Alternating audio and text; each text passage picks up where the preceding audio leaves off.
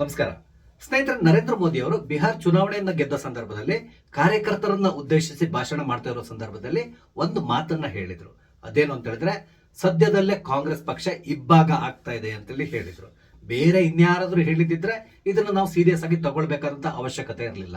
ಆದ್ರೆ ನರೇಂದ್ರ ಮೋದಿ ಅವರು ಹೇಳಿದ್ದನ್ನ ಖಂಡಿತವಾಗಿ ನಾವು ಸೀರಿಯಸ್ ಆಗಿ ತಗೊಳ್ಬೇಕಾಗ್ತದೆ. ಕಾರಣ ಏನು ಅಂತ ಹೇಳಿದ್ರೆ, ನರೇಂದ್ರ ಮೋದಿ ಅವರು 24/7 ರಾಜಕಾರಣಿ. ಹಾಗಾಗಿ ಅವರಿಗೆ ರಾಜಕಾರಣದಲ್ಲಿ ಏನೆಲ್ಲ ನಡೀತಾ ಇದೆ ಎಲ್ಲದೂ ಕೂಡ ಗೊತ್ತಿರ್ತದೆ. ತಮ್ಮ ಪಕ್ಷ ಇರಬಹುದು ಅಥವಾ ವಿರೋಧ ಪಕ್ಷ ಇರಬಹುದು, ಯಾವುದೇ ಪಕ್ಷ ಇರಬಹುದು, ಆ ಪಕ್ಷದಲ್ಲಿ ಏನೆಲ್ಲ ನಡೀತಾ ಇದೆ, ಅಲ್ಲಿಯ ಒಳ ಬೇಗುದಿಗಳೇನು, ಪ್ರತಿಯೊಂದು ಕೂಡ ಖಂಡಿತವಾಗಿ ಗೊತ್ತಿರ್ತದೆ. ಕಾರಣ ಏನು ಅಂತ ಹೇಳಿದ್ರೆ, ಇಂಟೆಲಿಜೆನ್ಸ್ ಸಂಪೂರ್ಣವಾಗಿ ಅವ್ರ ಹಿಡಿತದಲ್ಲಿರ್ತದೆ. ಅವರಿಗೆ ಬಹಳಷ್ಟು ಮೆಸೇಜ್ಗಳು ಕೂಡ ಬರ್ತಾ ಇರ್ತದೆ. ಹಾಗಾಗಿ ನರೇಂದ್ರ ಮೋದಿ ಅವರು ಈ ರೀತಿ ಹೇಳಿದ್ದನ್ನ ಖಂಡಿತವಾಗಿ ನಾವು ಸೀರಿಯಸ್ ಆಗಿ ತಗೋಬೇಕಾಗ್ತದೆ. ಈಗ ನರೇಂದ್ರ ಮೋದಿ ಅವರು ಏನ್ ಹೇಳಿದಾರೋ ಅದು ಸದ್ಯದಲ್ಲೇ ಪ್ರೂವ್ ಆಗುವಂತಹ ಲಕ್ಷಣಗಳು ಕಾಣಿಸ್ತಾ ಇದೆ. ಅಂದ್ರೆ ಸದ್ಯದಲ್ಲೇ ಕಾಂಗ್ರೆಸ್ ಇಬ್ಬಾಗ ಆಗುವಂತಹ ಸಾಧ್ಯತೆಗಳು ನಿಚ್ಚಳ ಆಗ್ತದೆ. ಹಾಗಾದ್ರೆ ಕಾಂಗ್ರೆಸ್ ಪಕ್ಷದ ಒಳಗಡೆ ಏನೆಲ್ಲ ನಡೀತಾ ಇದೆ, ಒಂದ್ ವೇಳೆ ಇಬ್ಬಾಗ ಆದ್ರೆ ಅದಕ್ಕೆ ಕಾರಣ ಏನು, ಹಾಗೇನೆ ಅದಕ್ಕೆ ಕಾರಣೀಭೂತರು ಯಾರು, ಈ ಎಲ್ಲ ವಿಷಯಗಳ ಬಗ್ಗೆ ನಿಮ್ ಜೊತೆ ಮಾತಾಡ್ತಾ ಇದ್ದೇನೆ. ಸ್ನೇಹಿತರೆ, ನಿಮ್ಮೆಲ್ಲರನ್ನು ಕಾಫಿ ಅಥವಾ ಡಿಜಿಟಲ್ ಚಾನಲ್ಗೆ ಸ್ವಾಗತಿಸ್ತಾ ಇದ್ದೇನೆ. ಸ್ನೇಹಿತರೆ, ಹಾಗೇನೆ ನಿಮ್ಮನ್ನು ರಿಕ್ವೆಸ್ಟ್ ಮಾಡ್ಕೊತಾ ಇದ್ದೇನೆ, ದಯವಿಟ್ಟು ನನ್ನ ಚಾನಲ್ ಸಬ್ಸ್ಕ್ರೈಬ್ ಮಾಡಿ, ನನಗೆ ಸಪೋರ್ಟ್ ಮಾಡಿ. ಸ್ನೇಹಿತರೆ, ಶತಮಾನದ ಇತಿಹಾಸವನ್ನು ಹೊಂದಿರುವಂತಹ ಕಾಂಗ್ರೆಸ್ ಪಕ್ಷ ಸ್ವಾತಂತ್ರ್ಯ ಸಿಕ್ಕಿದ ದಿನದಿಂದ ಇಲ್ಲಿವರೆಗೂ ಕೂಡ ಒಂದು ಕುಟುಂಬದ ಹಿಡಿತದಲ್ಲಿದೆ. ಯಾವ ಕುಟುಂಬ ಅನ್ನೋದು ನಿಮ್ಗೆ ಗೊತ್ತಿದೆ, ಈ ಗಾಂಧಿ ಕುಟುಂಬದ ಹಿಡಿತದಲ್ಲಿದೆ. ಈ ಗಾಂಧಿ ಕುಟುಂಬದಲ್ಲಿ ಪರಿಸ್ಥಿತಿ ಹೇಗಿದೆ ಅಂತ ಹೇಳಿದ್ರೆ, ಆ ಕುಟುಂಬದಲ್ಲಿ ಹುಟ್ಟಿದಂತಹ ಪ್ರತಿಯೊಬ್ಬರು ಕೂಡ ಪ್ರಧಾನಮಂತ್ರಿಯೇ ಆಗ್ಬೇಕು, ಆ ರೀತಿಯಾದಂತಹ ಮೆಂಟಾಲಿಟಿ ಅವರು ಈ ಗಾಂಧಿ ಕುಟುಂಬದವರು. ಅದಕ್ಕೆ ಕಾರಣ ಏನು ಅಂತ ಹೇಳಿದ್ರೆ, ಜವಾಹರ್ಲಾಲ್ ನೆಹರು ಆದಿಯಾಗಿ ರಾಜೀವ್ ಗಾಂಧಿವರೆಗೂ ಕೂಡ ಅವರ ಕುಟುಂಬದವರೇ ಪ್ರಧಾನಮಂತ್ರಿ ಆಗ್ತಾ ಬಂದಿದ್ರು. ರಾಜೀವ್ ಗಾಂಧಿಯ ಮರಣ ನಂತರ ಸದ್ಯಕ್ಕೆ ಯಾರು ಕೂಡ ಪ್ರಧಾನಮಂತ್ರಿ ಆಗ್ಲಿಲ್ಲ. ನನ್ಗನ್ಸ್ತದೆ ಮುಂದಿನ ದಿನಗಳಲ್ಲೂ ಕೂಡ ಆ ಸಾಧ್ಯತೆಗಳು ಕಾಣಿಸ್ತಾ ಇಲ್ಲ. ಅದಕ್ಕೆ ಬೇರೆ ಬೇರೆ ಕಾರಣಗಳಿದೆ, ಅದ್ರ ಬಗ್ಗೆ ಮಾತಾಡೋಣ. ಈಗ ಸದ್ಯಕ್ಕೆ ಕಾಂಗ್ರೆಸ್ ಪಕ್ಷದ ಪರಿಸ್ಥಿತಿ ಹೇಗಿದೆ ಅಂತ ಹೇಳಿದ್ರೆ, ಯಾವುದೇ ಸಂದರ್ಭದಲ್ಲಿ ಇಬ್ಬಾಗ ಆಗುವಂತಹ ಸಾಧ್ಯತೆಗಳು ನಿಚ್ಚಳವಾಗಿ ಕಾಣಿಸ್ತದೆ. ಅದಕ್ಕೆ ಕಾರಣ ಆ ಪಕ್ಷದ ಒಳಗಡೆ ಇರುವಂತಹ ಕೆಲವೊಂದು ಬೇಗುದಿ. ಈ ಬೇಗುದಿಗಳು ಈಗ ಹೊರಗಡೆ ಕಾಣಿಸ್ಕೊಳ್ಳಿ ಶುರುವಾಗಿದೆ. ಈ ಜ್ವಾಲಾಮುಖಿ ಸ್ಫೋಟ ಆಗೋದಕ್ಕಿಂತ ಮೊದಲು ಹೊರಗೆ ಬರ್ಲಿಕ್ಕೆ ಪ್ರಾರಂಭ ಆಗ್ತದೆ, ಕೊನೆಗೆ ಜ್ವಾಲಾಮುಖಿ ಸ್ಫೋಟಗೊಳ್ಳುತ್ತದೆ. ಅದೇ ರೀತಿಯಲ್ಲಿ ಇಲ್ಲಿ ಕಾಂಗ್ರೆಸ್ ಪಕ್ಷದಲ್ಲಿ ಈಗ ಹೊಗೆ ಹೊರಗಡೆ ಕಾಣಿಸ್ಕೊಳ್ಳಿ ಶುರುವಾಗಿದೆ. ಹಾಗಾದ್ರೆ ಕಾಂಗ್ರೆಸ್ ಪಕ್ಷ ಒಡಿಬೇಕು ಅಂತ ಹೇಳಿದ್ರು ಕೂಡ ಅದಕ್ಕೊಂದು ಬಲವಾದ ಕಾರಣ ಬೇಕು. ಎಲ್ಲಕ್ಕಿಂತ ಮುಖ್ಯವಾಗಿ ಕಾಂಗ್ರೆಸ್ ಪಕ್ಷವನ್ನ ವಿಭಜಿಸಿ ಆ ವಿಭಜನೆಗೊಂಡಿರುವಂತಹ ಗುಂಪಿನ ನಾಯಕರಾಗ್ಲಿಕ್ಕೂ ಕೂಡ ಒಬ್ಬ ವ್ಯಕ್ತಿ ಬೇಕಾಗ್ತದೆ. ಆತ ಅತ್ಯಂತ ಸ್ಟ್ರಾಂಗ್ ಆಗಿರ್ಬೇಕಾಗ್ತದೆ. ಹಾಗಾದ್ರೆ ಸದ್ಯಕ್ಕೆ ಕಾಂಗ್ರೆಸ್ ನಲ್ಲಿ ಆ ರೀತಿಯಾದಂತಹ ವ್ಯಕ್ತಿ ಯಾರಿರ್ಬಹುದು? ಬೇರೆ ಇನ್ಯಾರು ಅಲ್ಲ, ಪ್ರಿಯಾಂಕಾ ವಾದ್ರಾ ಗಾಂಧಿಯವರು. ನೀವು ಇತ್ತೀಚಿನ ದಿನಗಳಲ್ಲಿ ಪ್ರಿಯಾಂಕಾ ಗಾಂಧಿ ವಾದ್ರಾ ಅವರ ಕೆಲವೊಂದು ನಡವಳಿಕೆಗಳನ್ನ ಗಮನಿಸಿರಬಹುದು. ಅವರು ನಡ್ಕೊಳ್ತಾ ಇರುವಂತಹ ರೀತಿ, ಕೊಡ್ತಾ ಇರುವಂತಹ ಹೇಳಿಕೆಗಳು, ಹಾಗೇನೆ ಕೆಲವೊಂದು ಕಡೆ ಸಾರ್ವಜನಿಕವಾಗಿ ಅವರು ಮಾತಾಡುವ ರೀತಿ ಎಲ್ಲದನ್ನು ನೋಡಿದ್ರೆ ಒಂದಂತೂ ಗೊತ್ತಾಗ್ತದೆ, ಪ್ರಿಯಾಂಕಾ ಗಾಂಧಿ ವಾದ್ರಾ ಅವರು ಬಹಳಷ್ಟು ನಿರೀಕ್ಷೆಯನ್ನ ಇಟ್ಕೊಂಡು ಅಥವಾ ಮಹದಾಸೆಯನ್ನ ಇಟ್ಕೊಂಡು ರಾಜಕೀಯಕ್ಕೆ ಬಂದ ರೀತಿಯಲ್ಲಿ ಕಾಣಿಸ್ತಿದೆ. ಅಂದ್ರೆ ಅವ್ರು ಮೊದಲಿಂದ ರಾಜಕೀಯದಲ್ಲಿದ್ದಿದ್ರು, ಆದ್ರೆ ಚುನಾವಣಾ ರಾಜಕೀಯಕ್ಕೆ ಅವರು ಬಂದಿರೋದು ಕಳೆದ ಲೋಕಸಭಾ ಚುನಾವಣೆ ಮುಗ್ದು ಉಪಚುನಾವಣೆ ಸಂದರ್ಭದಲ್ಲಿ ವಯನಾಡಿಂದ ಆಯ್ಕೆಯಾಗಿ ಬಂದಿದ್ರು. ಇದು ನಿಮ್ಗೆ ಗೊತ್ತಿರುವಂತಹ ವಿಷಯ. ಯಾವಾಗ ಅವರು ವಯನಾಡಿಂದ ಗೆದ್ದು ಪಾರ್ಲಿಮೆಂಟ್ ಅನ್ನ ಪ್ರವೇಶ ಮಾಡಿದ್ರು, ಆ ದಿನದಿಂದ ಕಾಂಗ್ರೆಸ್ ನಲ್ಲಿ ಒಂದು ರೀತಿಯಾದಂತಹ ಕಂಪನಗಳು ಪ್ರಾರಂಭ ಆಗಿದೆ ಅಂತಲೇ ಹೇಳ್ಬೋದು. ಇದಕ್ಕೆ ಮುಖ್ಯ ಕಾರಣ ಏನು ಅಂತ ಹೇಳಿದ್ರೆ, ರಾಹುಲ್ ಗಾಂಧಿಯವರ ಇತ್ತೀಚಿನ ನಡವಳಿಕೆಗಳು, ಹಾಗೇನೆ ಸತತವಾಗಿ ಚುನಾವಣೆಯಲ್ಲಿ ಅವರು ಸೋಲ್ತಾ ಇರುವಂತಹ ಪರಿ, ಸೋತ ಮೇಲೂ ಕೂಡ ಸೋಲ್ಲಿಕ್ಕೆ ಕಾರಣ ಏನು ಅನ್ನೋದ್ರ ನಿಜವಾದ ಕಾರಣವನ್ನು ಹುಡುಕೋದು ಬಿಟ್ಟು ಯಾರದ್ದೋ ತಲೆ ಮೇಲೆ ಗೂಬೆಯನ್ನು ಕೂರಿಸಿ ಚುನಾವಣಾ ಆಯೋಗ ನಮ್ಮನ್ನು ಸೋಲಿಸ್ತಾ ಇದೆ, ಬಿಜೆಪಿ ಮತ್ತು ಚುನಾವಣಾ ಆಯೋಗ ಸೇರ್ಕೊಂಡಿದೆ, ಹಾಗಾಗಿ ನಾವು ಸೋಲ್ತಾ ಇದ್ದೇವೆ, ಈ ರೀತಿಯಾದಂತಹ ನರೇಟಿವ್ ನ ಸೆಟ್ ಮಾಡ್ಲಿಕ್ಕೆ ಪ್ರಯತ್ನಿಸ್ತಾ ಇದ್ದಾರೆ. ಇದರಿಂದಾಗಿ ಕಾಂಗ್ರೆಸ್ ಪಕ್ಷಕ್ಕೆ ಕೂಡ ಹಿನ್ನಡೆ ಆಗ್ತಿದೆ. ಎಲ್ಲದಕ್ಕಿಂತ ಮುಖ್ಯವಾಗಿ ಜನರು ಕೂಡ ರಾಹುಲ್ ಗಾಂಧಿ ಅವರ ಬಗ್ಗೆ ಬೇರೆಯದ್ದೇ ರೀತಿಯಾಗಿ ಮಾತಾಡ್ಲಿ ಶುರು ಮಾಡಿದ್ದಾರೆ. ಈತನಿಗೆ ನಾಯಕನಾಗುವಂತ ಯೋಗ್ಯತೆ ಇಲ್ಲ, ಈ ರೀತಿಯಾಗಿ ಮಾತಾಡ್ಲಿ ಶುರು ಮಾಡಿದ್ದಾರೆ. ಹಾಗೇನೆ ರಾಹುಲ್ ಗಾಂಧಿ ಅವರಿಗೆ ರಾಜಕೀಯದಲ್ಲಿರುವಂತಹ ಇಂಟ್ರೆಸ್ಟ್ ಬಗ್ಗೆ ಕೂಡ ಬಹಳಷ್ಟು ಜನ ಪ್ರಶ್ನೆಯನ್ನ ಎತ್ತುತ್ತಾ ಇದ್ದಾರೆ. ರಾಜಕಾರಣಿ ಯಾರಾದ್ರೂ ಆಗ್ಬೇಕು ಅಂತ ಹೇಳಿದ್ರೆ ಆತ 24/7 ರಾಜಕಾರಣಿ ಆಗಿರ್ಬೇಕಾಗ್ತದೆ. ನೀವು ನೋಡಿ ಬೇಕಿದ್ರೆ ದೇವೇಗೌಡರನ್ನ ತಗೊಳ್ಳಿ, ಅವ್ರು ರಾಜಕೀಯವನ್ನ ಬಿಟ್ಟು ಬೇರೆ ಏನು ಮಾತಾಡಲ್ಲ, ಯಾವಾಗಲೂ ಕೂಡ ರಾಜಕಾರಣಿಯಾಗಿ ಇರ್ತಾರೆ. ಆದ್ರೆ ರಾಹುಲ್ ಗಾಂಧಿ ಪರಿಸ್ಥಿತಿ ಹಾಗಲ್ಲ. ಇವರು ತಿಂಗಳಲ್ಲಿ ಒಂದು ವಾರ ರಾಜಕಾರಣಿ ಆಗಿರ್ತಾರೆ, ಮತ್ತೊಂದು ವಾರ ಅವ್ರು ಎಲ್ಲಿರ್ತಾರೆ ಏನಂತ ತಿಳ್ಕೊಂಡು ಅವ್ರ ಸುದ್ದಿನೇ ಇರಲ್ಲ. ಅದಾದ್ಮೇಲೆ ಒಂದು 15 ದಿನ ವಿದೇಶ ಪ್ರವಾಸದಲ್ಲಿ ಇರ್ತಾರೆ. ಈ ವಿದೇಶ ಪ್ರವಾಸಗಳ ಬಗ್ಗೆ ಬಹಳಷ್ಟು ಪ್ರಶ್ನೆಗಳು ಹೇಳ್ತಾ ಇದೆ. ಅದಕ್ಕೆ ಮುಖ್ಯ ಕಾರಣ ಏನು ಅಂತ ಹೇಳಿದ್ರೆ, ಇವರು ಯಾವ ದೇಶಕ್ಕೆ ಹೋಗ್ತಾರೆ, ಯಾಕೆ ಹೋಗ್ತಾರೆ, ಯಾವುದೇ ರೀತಿಯಾದಂತಹ ಮಾಹಿತಿ ಎಲ್ಲಿಯೂ ಇರಲ್ಲ.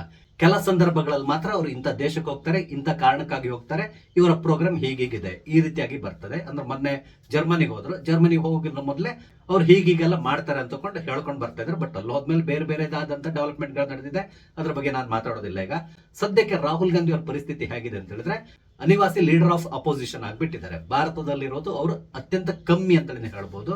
ನೀವು ನೋಡಿ, ಮೊನ್ನೆಗೆ ಜರ್ಮನಿ ಪ್ರವಾಸವನ್ನು ಮುಗಿಸ್ಕೊಂಡು ಬಂದ್ರು. ಈಗಾಗಲೇ ಅವರು ವಿದೇಶ ಪ್ರವಾಸಕ್ಕೆ ಹೋಗಿ ಆಯ್ತು ಅನ್ಸ್ತದೆ. ಕಾರಣ ಏನು ಅಂತ ಹೇಳಿದ್ರೆ ನ್ಯೂ ಇಯರ್ ಸಂದರ್ಭದಲ್ಲಿ ರಾಹುಲ್ ಗಾಂಧಿ ಅವರು ಸಾಮಾನ್ಯವಾಗಿ ಬೇರೆ ದೇಶದಲ್ಲಿ ಏನೋ ಮೋಜು ಮಸ್ತಿಯನ್ನು ಮಾಡ್ಕೊಂಡಿರ್ತಾರೆ. ನಮ್ಮ ದೇಶದಲ್ಲಿರೋದು ಬಹಳಷ್ಟು ಅಪರೂಪ. ಅವ್ರು ಪುನಃ ಬರೋದು ಜನವರಿ 8ನೇ ತಾರೀಕು ಅಂತೇಳಿ ಹೇಳ್ತಾ ಇದ್ದಾರೆ. ಆ ಡೇಟ್ ಕೂಡ ಚೇಂಜ್ ಆಗುವಂತ ಸಾಧ್ಯತೆಗಳು ಇರ್ತದೆ. ಅಂದ್ರೆ ಇಂತಹ ನಾಯಕನನ್ನ ಇಟ್ಕೊಂಡು ಕಾಂಗ್ರೆಸ್ ಉದ್ಧಾರ ಆಗುವಂತ ಸಾಧ್ಯತೆ ಇದೆಯಾ? ಖಂಡಿತವಾಗಿ ಇಲ್ಲ. ಇದು ಈಗ ಕಾಂಗ್ರೆಸ್ ಪಕ್ಷದಲ್ಲಿರುವಂತಹ ಬಹಳಷ್ಟು ನಾಯಕರುಗಳಿಗೆ ಅರ್ಥ ಆಗ್ಲಿ ಶುರುವಾಗಿದೆ. ಹಾಗೇನೆ ಆ ಪಕ್ಷದಲ್ಲಿರುವಂತಹ ಎಂಪಿಗಳಿರ್ಬೋದು, MLA ಹಾಗೇನೆ ಬೇರೆ ಬೇರೆ ರಾಜ್ಯಗಳ ಘಟಕ ಅಧ್ಯಕ್ಷರೆಲ್ಲ ಇರ್ತಾರಲ್ಲ, ಅವ್ರು ಎಲ್ಲರಿಗೂ ಕೂಡ ಗೊತ್ತಾಗ್ಲಿ ಪ್ರಾರಂಭ ಆಗಿದೆ. ಆದ್ರಿಂದಾಗಿ ಈಗ ರಾಹುಲ್ ಗಾಂಧಿ ವಿರುದ್ಧವಾಗಿ ನಿಧಾನವಾಗಿ ಕಾಂಗ್ರೆಸ್ ನಲ್ಲಿ ಧ್ವನಿ ಎತ್ತಲಿಕ್ಕೆ ಶುರು ಮಾಡಿದ್ದಾರೆ. ಸದ್ಯಕ್ಕೆ ಅವ್ರು ಎಲ್ಲರಿಗೂ ಕೂಡ ಮುಂದಿನ ಲೀಡರ್ ಆಗಿ ಕಾಣಿಸ್ಕೊಳ್ತಾ ಇರೋದು ಪ್ರಿಯಾಂಕಾ ಗಾಂಧಿ ವಾದ್ರಾ. ಇಲ್ಲಿ ಬಹಳಷ್ಟು ಸುದ್ದಿಗಳು ಹರಿದಾಡ್ತಾ ಇದೆ. ಅದೇನು ಅಂತ ಹೇಳಿದ್ರೆ ಈ ಗಾಂಧಿ ಕುಟುಂಬದ ಒಳಗಡೆ ಕೂಡ ಬಹಳಷ್ಟು ಸಮಸ್ಯೆಗಳಿದೆ. ಸೋನಿಯಾ ಗಾಂಧಿ ಅವರಿಗೆ ಏಜ್ ಆಗಿದೆ. ಹಾಗೇನೆ ಇತ್ತೀಚಿನ ದಿನಗಳಲ್ಲಿ ಅವರು ಪಕ್ಷದ ಮೇಲಿನ ಹಿಡಿತವನ್ನ ಕಳ್ಕೊಳ್ತಾ ಇದ್ದಾರೆ. ಅದರಲ್ಲಿ ಮುಖ್ಯವಾಗಿ ರಾಹುಲ್ ಗಾಂಧಿ ಇವ್ರು ಹೇಳಿದ ಮಾತನ್ನ ಕೇಳುವಂತಹ ಮನುಷ್ಯ ಅಲ್ಲ. ತನಗೇನ್ ಅನ್ಸ್ತದೋ ಅದನ್ನ ಮಾಡ್ಕೊಂಡು ಹೋಗ್ತಾರೆ. ಹಾಗೇನೆ ಅವರ ಸುತ್ತಮುತ್ತ ಒಂದು 2-3 ಜನ ಇರ್ತಾರೆ, ಅವ್ರು ಏನ್ ಹೇಳ್ತಾರೋ ಅದನ್ನ ಕೇಳ್ತಾರೆ. ಒಂದ್ ವೇಳೆ ಸೋನಿಯಾ ಗಾಂಧಿ ಇರ್ಬೋದು ಅಥವಾ ಪ್ರಿಯಾಂಕಾ ಗಾಂಧಿ ವಾದ್ರಾ ಇರ್ಬೋದು, ಅವ್ರೇನಾದ್ರೂ ಹೇಳಿದ್ರು ಅದು ಸರಿಯಲ್ಲ, ಹೀಗೆ ಸರಿ ಅಂತೇಳಿ ಹೇಳಿದ್ರು ಕೂಡ ಸದ್ಯಕ್ಕೆ ರಾಹುಲ್ ಗಾಂಧಿ ಅವರು ಕೇಳುವಂತ ಪರಿಸ್ಥಿತಿಯಲ್ಲಿಲ್ಲ. ತಾನು ಮಾಡಿರೋ ತಪ್ಪನ್ನೇ ಪುನಃ ಮಾಡ್ಕೊಂಡು ಹೋಗ್ತಾ ಇದ್ದಾರೆ. ಅದಲ್ಲದೆ ಚುನಾವಣೆ ಸಂದರ್ಭದಲ್ಲಿ ಯಾವ ವಿಷಯವನ್ನ ತಗೊಂಡು ಮಾತಾಡಬೇಕು ಆ ವಿಷಯವನ್ನ ಬಿಟ್ಟು ಬಿಡ್ತಾರೆ, ಬೇರೆ ಇನ್ನೇನೋ ಹೇಳ್ಕೊಂಡು ಬರ್ತಾರೆ. ಇತ್ತೀಚಿನ ದಿನಗಳಲ್ಲಿ ಅವ್ರು ಕೊಡ್ತಾ ಇರುವಂತ ಕೆಲವೊಂದು ಹೇಳಿಕೆಗಳು ಅಥವಾ ಅವ್ರು ಮಾಡ್ತಾ ಇರುವಂತ ಟ್ವೀಟ್ ಇದನ್ನೆಲ್ಲ ನೋಡಿದಾಗ ಏನನ್ಸ್ತಾ ಇದೆ ಅಂತ ಹೇಳಿದ್ರೆ ರಾಹುಲ್ ಗಾಂಧಿ ಅವರು ದೇಶದಲ್ಲಿ ಗಲಭೆ ಎಬ್ಬಿಸ್ಲಿಕ್ಕೆ ಬಹಳಷ್ಟು ಪ್ರಯತ್ನ ಪಡ್ತಾ ಇದ್ದಾರೆ. ನಿಮ್ಗೆ ನೆನಪಿರಬಹುದು, ಮೊನ್ನೆ ಜರ್ಮನಿಗೆ ಹೋದ ಸಂದರ್ಭದಲ್ಲಿ ಭಾರತದೊಳಗಡೆ ಬಹುದೊಡ್ಡದಾದಂತಹ ದಂಗೆ ಆಗುವಂತ ಸಾಧ್ಯತೆ ಇದೆ ಅಂತ ಕೊಂಡು ಅಲ್ಲಿ ಜರ್ಮನಿಯಲ್ಲಿ ನಿಂತ್ಕೊಂಡು ಭಾಷಣವನ್ನ ಮಾಡಿದ್ದಾರೆ. ಅಂದ್ರೆ ರಾಹುಲ್ ಗಾಂಧಿ ಅವರ ಮೆಂಟಾಲಿಟಿ ಹೇಗಿದೆ, ಅವ್ರು ಏನನ್ನ ಎಕ್ಸ್ಪೆಕ್ಟ್ ಮಾಡ್ತಾ ಇದ್ದಾರೆ ಅನ್ನೋದು ಕೂಡ ಇಲ್ಲಿ ಕ್ಲಿಯರ್ ಆಗ್ತಾ ಇದೆ. ಈಗ ಪುನಃ ಕಾಂಗ್ರೆಸ್ ವಿಷಯಕ್ಕೆ ಬರೋದಾದ್ರೆ ಇಲ್ಲಿ ಪ್ರಿಯಾಂಕಾ ವಾದ್ರಾ ಗಾಂಧಿ ಅವರು ಮುಂದೆ ಅವರು ಪ್ರಧಾನಮಂತ್ರಿ ಆಗೋದನ್ನ ನೋಡ್ಲಿಕ್ಕೆ ನಾವು ಇಷ್ಟಪಡ್ತಾ ಇದ್ದೇವೆ ಅಂತ ಕೊಂಡು ಕೆಲವರು ಹೇಳಲಿಕ್ಕೆ ಶುರು ಮಾಡಿದ್ದಾರೆ. ಈ ಹೇಳಿಕೆಗಳು ಕೂಡ ಸುಮ್ಮನೆ ಬರೋದಿಲ್ಲ, ಅದ್ರ ಹಿಂದೆ ಕೂಡ ಯಾರಾದ್ರೂ ಇರ್ತಾರೆ. ಅದರಲ್ಲೂ ಮುಖ್ಯವಾಗಿ ಪ್ರಿಯಾಂಕಾ ವಾದ್ರಾ ಅವರೇ ಇವರ ಬಾಯಿಂದ ಹೇಳಿಸ್ತಾ ಇದ್ದಾರೆ ಅಂತೇಳಿ ಹೇಳ್ತಾ ಇದ್ದಾರೆ. ನಿಮ್ಗೆ ಗೊತ್ತಿರಬಹುದು, ಇಮ್ರಾನ್ ಮಸೂದ್ ಅನ್ನುವ ಸಂಸದ, ಈತ ಉತ್ತರ ಪ್ರದೇಶದ ಸಹರನ್ಪುರದ ಸಂಸದ, ಈತ ಒಂದು ಹೇಳಿಕೆಯನ್ನು ಕೊಡ್ತಾನೆ. ಆತ ಏನ್ ಹೇಳ್ತಾರೆ ಅಂತ ಹೇಳಿದ್ರೆ, ನಾವು ಮುಂದಿನ ದಿನಗಳಲ್ಲಿ ಪ್ರಿಯಾಂಕಾ ವಾದ್ರಾ ಗಾಂಧಿ ಅವ್ರನ್ನ ದೇಶದ ಪ್ರಧಾನಿ ಆಗೋದನ್ನ ನೋಡ್ಲಿಕ್ಕೆ ಇಚ್ಛೆ ಪಡ್ತೇವೆ ಅಂತೇಳಿ ಹೇಳಿದ್ದಾರೆ. ಹಾಗೇನೆ ಆಕೆಯನ್ನ ಇಂದಿರಾ ಗಾಂಧಿ ಜೊತೆ ಹೋಲಿಕೆ ಮಾಡಿ, ಇಂದಿರಾ ಗಾಂಧಿ ಯಾವ ರೀತಿ ಇದ್ರು ಅದೇ ರೀತಿಯಾದಂತಹ ಎಲ್ಲ ಗುಣಗಳು ಕೂಡ ಪ್ರಿಯಾಂಕಾ ವಾದ್ರಾ ಗಾಂಧಿ ಅವರಲ್ಲಿದೆ. ಹಾಗಾಗಿ ಆಕೆ ಮುಂದಿನ ದಿನಗಳಲ್ಲಿ ಭಾರತದ ಪ್ರಧಾನಮಂತ್ರಿ ಆಗ್ಬೇಕು, ಈ ರೀತಿಯಾಗಿ ಹೇಳಿಕೆಯನ್ನು ಕೊಟ್ಟ. ಅದಾದ್ಮೇಲೆ ರಾಬರ್ಟ್ ವಾದ್ರಾ ಅಂದ್ರೆ ಪ್ರಿಯಾಂಕಾ ವಾದ್ರಾ ಅವರ ಪತಿ, ಅವರು ಕೂಡ ಒಂದು ಹೇಳಿಕೆಯನ್ನು ಕೊಟ್ಟರು. ಪ್ರಿಯಾಂಕಾ ದೇಶದ ಪ್ರಧಾನಿ ಮಂತ್ರಿ ಆಗೋದನ್ನ ನೋಡ್ಲಿಕ್ಕೆ ಇಷ್ಟಪಡ್ತಾ ಇದ್ದೇನೆ. ಹಾಗೇನೆ ಬಹಳಷ್ಟು ಜನರು ಕೂಡ ಪ್ರಿಯಾಂಕಾ ಗಾಂಧಿ ಅವರು ದೇಶದ ಪ್ರಧಾನಮಂತ್ರಿ ಆಗೋದನ್ನ ಇಷ್ಟಪಡ್ತಾ ಇದ್ದಾರೆ ಅಂತ ಹೇಳಿದ್ರು. ಅದಲ್ಲದೇನೆ ನನಗೆ ಕೂಡ ಬಹಳಷ್ಟು ಒತ್ತಾಯ ಇದೆ, ರಾಜಕೀಯಕ್ಕೆ ನಾನು ಎಂಟರ್ ಆಗ್ಬೇಕು ಅಂತಕೊಂಡು. ಹಾಗಾಗಿ ಮುಂದಿನ ದಿನಗಳಲ್ಲಿ ಇದ್ರ ಬಗ್ಗೆ ಯೋಚನೆ ಮಾಡ್ತೇನೆ, ಈ ರೀತಿಯಾಗಿ ಕೂಡ ಹೇಳಿಕೆಯನ್ನು ಕೊಟ್ಟಿದ್ದಾರೆ. ಅಂದ್ರೆ ಮುಂದಿನ ಚುನಾವಣೆ ಸಂದರ್ಭದಲ್ಲಿ ರಾಬರ್ಟ್ ವಾದ್ರಾ ಕೂಡ ರಾಜಕೀಯವನ್ನು ಪ್ರವೇಶ ಮಾಡುವಂತ ಸಾಧ್ಯತೆ ಇದೆ. ಕಳೆದ ಚುನಾವಣೆಯಲ್ಲೇ ಅವರು ರಾಜಕೀಯಕ್ಕೆ ಎಂಟರ್ ಆಗ್ತಾರೆ ಅಂತಕೊಂಡು ಸುದ್ದಿ ಇದ್ದಿತ್ತು. ಆದ್ರೆ ಗಾಂಧಿ ಕುಟುಂಬದ ಒಳಗಡೆ ಇರುವಂತಹ ಕೆಲವೊಂದು ಸಮಸ್ಯೆಯಿಂದಾಗಿ ಅವರಿಗೆ ಎಲ್ಲಿಯೂ ಕೂಡ ಟಿಕೆಟ್ ಅನ್ನು ಕೊಡ್ಲಿಲ್ಲ. ಆದ್ರೆ ಈಗ ರಾಬರ್ಟ್ ವಾದ್ರಾ ಓಪನ್ ಆಗಿ ಹೇಳಿ ಶುರು ಮಾಡಿದ್ದಾರೆ, ನಾನು ಕೂಡ ಚುನಾವಣಾ ಕಣಕ್ಕೆ ಇಳಿತೇನೆ ಅಂತೇಳಿ. ಇದಲ್ಲದೆ DK ಶಿವಕುಮಾರ್ ಅವರು ಕೂಡ ಇತ್ತೀಚೆಗೆ ಒಂದು ಹೇಳಿಕೆಯನ್ನು ಕೊಟ್ಟಿದ್ರು, ಪ್ರಿಯಾಂಕಾ ವಾದ್ರಾ ಗಾಂಧಿ ಅವರು ಕಾಂಗ್ರೆಸ್ನ ನೇತೃತ್ವವನ್ನು ವಹಿಸಬೇಕು, ಹಾಗೇನೆ ಅವರು ಮುಂದಿನ ದಿನಗಳಲ್ಲಿ ಪ್ರಧಾನಮಂತ್ರಿ ಆಗಬಹುದು, ಈ ರೀತಿಯಾಗಿ ಕೂಡ ಹೇಳಿಕೆಯನ್ನು ಕೊಟ್ಟಿದ್ದಾರೆ. ಯಾರಿಗೆಲ್ಲ ರಾಹುಲ್ ಗಾಂಧಿ ಬಗ್ಗೆ ಬೇಸರ ಇದೆಯೋ ಅವರೆಲ್ಲರೂ ಈಗ ಪ್ರಿಯಾಂಕಾ ವಾದ್ರಾ ಅವರ ಬಗ್ಗೆ ಮಾತಾಡಲಿ ಶುರು ಮಾಡಿದ್ದಾರೆ. ಇನ್ನೊಂದು ವಿಷಯವನ್ನು ನೀವು ಗಮನಿಸಿರಬಹುದು, ಅದೇನು ಅಂತ ಹೇಳಿದ್ರೆ ಲೋಕಸಭಾ ಅಧಿವೇಶನ ಮುಗಿದ ನಂತರ ಸಾಮಾನ್ಯವಾಗಿ ಲೋಕಸಭಾಧ್ಯಕ್ಷರು ಒಂದು ಟೀ ಪಾರ್ಟಿಯನ್ನ ಏರ್ಪಡಿಸ್ತಾರೆ. ಇದು ವಾಡಿಕೆ, ಪ್ರತಿ ಬಾರಿ ಕೂಡ ಇದು ನಡ್ಕೊಂಡು ಬಂದಂತದ್ದು. ಆದ್ರೆ ಕಳೆದ ಲೋಕಸಭಾ ಅಧಿವೇಶನ ಮುಗಿದ ನಂತರ ವಿರೋಧ ಪಕ್ಷದವರು ಈ ಟೀ ಪಾರ್ಟಿಯನ್ನ ಅಟೆಂಡ್ ಮಾಡಿರಲಿಲ್ಲ. ಆದ್ರೆ ಚಳಿಗಾಲದ ಅಧಿವೇಶನ ಮುಗಿದ ನಂತರ ನಡೆದಂತಹ ಈ ಚಹಾ ಕೂಟದಲ್ಲಿ ಪ್ರಿಯಾಂಕಾ ವಾದ್ರಾ ಅವರು ಕೂಡ ಭಾಗವಹಿಸಿದ್ರು. ಹಾಗೇನೆ ಅವರು ತುಂಬಾ ನಗುಮುಖದಿಂದ ನರೇಂದ್ರ ಮೋದಿ ಅವರ ಜೊತೆ ಮಾತಾಡ್ತಾ ಇರುವಂತಹ ಫೋಟೋಗಳನ್ನ ನೀವು ನೋಡಿರ್ಬೋದು. ರಾಜನಾಥ್ ಸಿಂಗ್ ಪಕ್ಕದಲ್ಲಿ ಅವರು ಕೂತ್ಕೊಂಡಿದ್ರು. ಇದೆಲ್ಲ ನೀವು ಗಮನಿಸಿರ್ತೀರಾ. ಅಂದ್ರೆ ಇಲ್ಲಿ ಪ್ರಿಯಾಂಕಾ ವಾದ್ರಾ ಅವರು ರಾಹುಲ್ ಗಾಂಧಿಗಿಂತಲೂ ಭಿನ್ನವಾಗಿ ಕಾಣಿಸ್ಕೊಳ್ಳಿಕ್ ಪ್ರಯತ್ನಿಸ್ತಾ ಇದ್ದಾರೆ. ನೀವು ನೋಡಿರ್ತೀರಾ, ರಾಹುಲ್ ಗಾಂಧಿ ಅವರು ತುಂಬಾ ಅಪರೂಪಕ್ಕೆ ಪ್ರಧಾನಮಂತ್ರಿ ಅವರನ್ನ ಭೇಟಿ ಮಾಡ್ತಾರೆ. ಆ ಭೇಟಿಯ ಸಂದರ್ಭದಲ್ಲಿ ಕೂಡ ಅವರ ಮುಖದಲ್ಲಿ ನಗು ಇರೋದನ್ನ ನೀವು ನೋಡ್ಲಿಕ್ಕೆ ಸಾಧ್ಯ ಇಲ್ಲ. ಆ ರೀತಿಯಾದಂತಹ ಪರಿಸ್ಥಿತಿ ಸದ್ಯಕ್ಕೆ ಭಾರತದಲ್ಲಿದೆ. ಕಾರಣ ಏನು ಅಂತ ಹೇಳಿದ್ರೆ ರಾಹುಲ್ ಗಾಂಧಿ ಅವರು ಏನ್ ತಿಳ್ಕೊಂಡಿದ್ದಾರೆ ಅಂತ ಹೇಳಿದ್ರೆ, ಆಡಳಿತ ಪಕ್ಷವನ್ನು ವಿರೋಧಿಸಿಕೊಂಡೇ ಬರಬೇಕು, ಅವ್ರು ಏನ್ ಮಾಡಿದ್ರು ಕೂಡ ಅದಕ್ಕೆ ನಾವು ಉಲ್ಟವಾಗಿ ಮಾತಾಡಬೇಕು, ಹಾಗೇನೆ ಪ್ರಧಾನಮಂತ್ರಿ ಜೊತೆಗೆ ಒಂದು ಒಳ್ಳೆ ಸಂಬಂಧವನ್ನು ಕೂಡ ನಾವು ಇಟ್ಕೊಳ್ಬಾರದು, ಈ ರೀತಿಯಾಗಿ ಯೋಚಿಸ್ತಾರೆ ಅನ್ಸ್ತದೆ. ಹಾಗಾಗಿ ಸಾಮಾನ್ಯವಾಗಿ ರಾಹುಲ್ ಗಾಂಧಿ ಅವರು ಪ್ರಧಾನಮಂತ್ರಿಯವ್ರನ್ನ ಭೇಟಿ ಮಾಡೋದನ್ನ ಅವಾಯ್ಡ್ ಮಾಡ್ತಾರೆ ಅಂತ ಕೂಡ ಹೇಳ್ತಾ ಇದ್ದಾರೆ. ಆದ್ರೆ ಇದಕ್ಕೆ ತದ್ವಿರುದ್ಧವಾಗಿ ಪ್ರಿಯಾಂಕಾ ವಾದ್ರಾ ಅವರು ನಡ್ಕೊಂತಾ ಇದ್ದಾರೆ. ಇತ್ತೀಚೆಗೆ ಅವರು ನಿತಿನ್ ಗಡ್ಕರಿ ಅವ್ರನ್ನ ಕೂಡ ಭೇಟಿ ಮಾಡಿ ಅವರ ಕ್ಷೇತ್ರದಲ್ಲಿ ನಡಿಬೇಕಾದಂತ ಕೆಲಸದ ಬಗ್ಗೆ ಮಾತಾಡಿದ್ರು. ಹಾಗೇನೆ ರಾಜನಾಥ್ ಸಿಂಗ್ ಅವ್ರ ಜೊತೆ ಕೂಡ ಬಹಳಷ್ಟು ಮಾತುಕತೆಗಳನ್ನು ನಡೆಸಿರುವುದು ಇತ್ತೀಚೆಗೆ ಗಮನಿಸಿರ್ತೀರ. ಅಂದ್ರೆ ತನ್ನ ಕ್ಷೇತ್ರಕ್ಕಾಗಿ ಏನಾದ್ರೂ ಕೆಲಸ ಆಗ್ಬೇಕು ಅಂತ ಹೇಳಿದ್ರೆ ಅದಕ್ಕೆ ಸಂಬಂಧಪಟ್ಟಂತಹ ಮಂತ್ರಿಗಳನ್ನ ಭೇಟಿ ಮಾಡಿ ಅದ್ರ ಬಗ್ಗೆ ಡಿಸ್ಕಸ್ ಮಾಡುವಂತಹ ಅಭ್ಯಾಸವನ್ನ ಈಗ ಪ್ರಿಯಾಂಕಾ ವಾದ್ರಾ ಅವರು ಮಾಡ್ತಾ ಇದ್ದಾರೆ. ಅಂದ್ರೆ ಇಲ್ಲಿ ಪ್ರಿಯಾಂಕಾ ವಾದ್ರಾ ಅವರು ತಾನು ಉಳಿದವರಿಗಿಂತಲೂ ಡಿಫರೆಂಟ್ ಅಂತ ಹೇಳ್ಕೊಂಡು ತೋರಿಸ್ಕೊಳ್ಳಿಕ್ಕೆ ಪ್ರಯತ್ನಿಸ್ತಾ ಇದ್ದಾರೆ. ಆ ಮೂಲಕ ಮುಂದಿನ ದಿನಗಳಲ್ಲಿ ಕಾಂಗ್ರೆಸ್ ಪಕ್ಷದ ನಾಯಕತ್ವವನ್ನ ವಹಿಸಿಕೊಳ್ಳಿಕ್ಕೆ ನಾನು ಸೂಕ್ತ ವ್ಯಕ್ತಿ ಅಂತ ತೋರಿಸ್ಕೊಳ್ತಾ ಇದ್ದಾರೆ. ಇದಲ್ಲದೆ ಮೊನ್ನೆ ವಿಜಯೋತ್ಸವದಲ್ಲಿ ಮೋದಿ ಅವರು ಮಾತಾಡ್ತಾ ಇರೋ ಸಂದರ್ಭದಲ್ಲಿ ಇನ್ನೊಂದು ಮಾತನ್ನ ಹೇಳಿದ್ದಾರೆ. ಅದೇನು ಅಂತ ಹೇಳಿದ್ರೆ, ನನಗೆ ಲೋಕಸಭೆಯಲ್ಲಿ ಆ ಕಡೆ ಈ ಕಡೆ ಓಡಾಡ್ತಾ ಇರೋ ಸಂದರ್ಭದಲ್ಲಿ ಕೆಲವು ಯುವ ಸಂಸದರು ಸಿಕ್ಕಿದಾಗ ನಾನು ಕೂಡ ಅವ್ರನ್ನ ಮಾತಾಡಿಸ್ತೇನೆ, ಅವರು ಕೂಡ ನನ್ನ ಜೊತೆ ಮಾತಾಡ್ತಾರೆ. ಅದರಲ್ಲಿ ಬಹಳಷ್ಟು ಜನ ವಿರೋಧ ಪಕ್ಷದಲ್ಲಿ ಕೂತ್ಕೊಂಡಿರುವವರು ಅಥವಾ ಕಾಂಗ್ರೆಸ್ ಪಕ್ಷದ ಸಂಸದರು ಜಾಸ್ತಿ ಇದ್ದಾರೆ.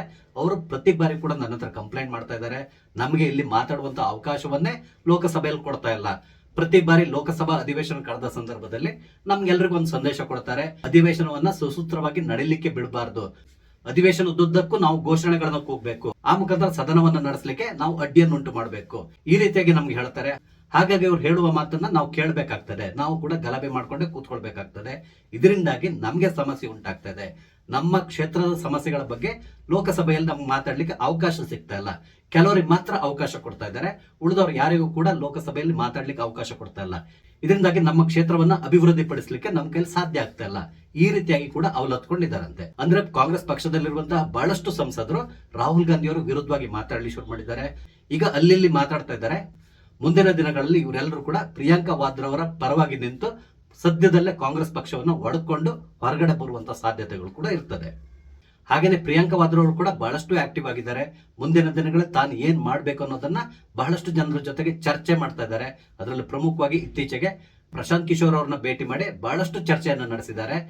ಇಲ್ಲಿ ಪ್ರಶಾಂತ್ ಕಿಶೋರ್ ಅವ್ರನ್ನ ಭೇಟಿ ಮಾಡುವ ಮುಖಾಂತರ ಮುಂದಿನ ದಿನಗಳಲ್ಲಿ ಯಾವ ರೀತಿಯಾದಂತಹ ಹೆಜ್ಜೆ ನೀಡಬೇಕು, ಈ ರೀತಿಯಾಗಿ ಅವರು ಮೋಸ್ಟ್ಲಿ ಅವ್ರ ಹತ್ರ ಕೆಲವೊಂದು ಸಲಹೆಗಳನ್ನ ಪಡೆದ ರೀತಿಯಲ್ಲಿ ಕಾಣಿಸ್ತಾ ಇದೆ. ಅದೆಲ್ಲದ್ರ ಜೊತೆ ಕಾಂಗ್ರೆಸ್ನ ಹಿರಿಯ ನಾಯಕ ಅನ್ಸ್ಕೊಂಡಿರುವಂತಹ ದಿಗ್ವಿಜಯ್ ಸಿಂಗ್ ಅವರು ಇತ್ತೀಚೆಗೆ ಮಾಡಿರುವಂತಹ ಟ್ವೀಟ್, ಮೊನ್ನೆ ವಿಡಿಯೋದಲ್ಲಿ ನಾನು ಹೇಳಿದ್ದೇನೆ ಅವ್ರು ಏನ್ ಹೇಳಿದ್ದಾರೆ ಅಂತ ಹೇಳಿ, ಬಿಜೆಪಿಯಲ್ಲಿ ಒಬ್ಬ ಸಾಮಾನ್ಯ ಕಾರ್ಯಕರ್ತ ಪ್ರಧಾನಮಂತ್ರಿ ಕೂಡ ಆಗ್ಬಹುದು, ಆ ರೀತಿಯಾದಂತಹ ವ್ಯವಸ್ಥೆ ಬಿಜೆಪಿ ಮತ್ತು RSS ನಲ್ಲಿದೆ. ಆದ್ರೆ ಕಾಂಗ್ರೆಸ್ ಪಕ್ಷದಲ್ಲಿ ಆ ರೀತಿಯಾದಂತಹ ವ್ಯವಸ್ಥೆ ಇಲ್ಲ ಅಂತ ಹೇಳ್ಕೊಂಡು ಅವರು ನೇರವಾಗಿ ಕಾಂಗ್ರೆಸ್ ಪಕ್ಷವನ್ನೇ ಚುಚ್ಚಿದ್ದಾರೆ. ಇವ್ರು ಕೊಟ್ಟಿರುವಂತಹ ಹೇಳಿಕೆಯನ್ನ ಶಶಿ ತರೂರ್ ಅವರು ಕೂಡ ಸಮರ್ಥಿಸಿಕೊಂಡಿದ್ದಾರೆ.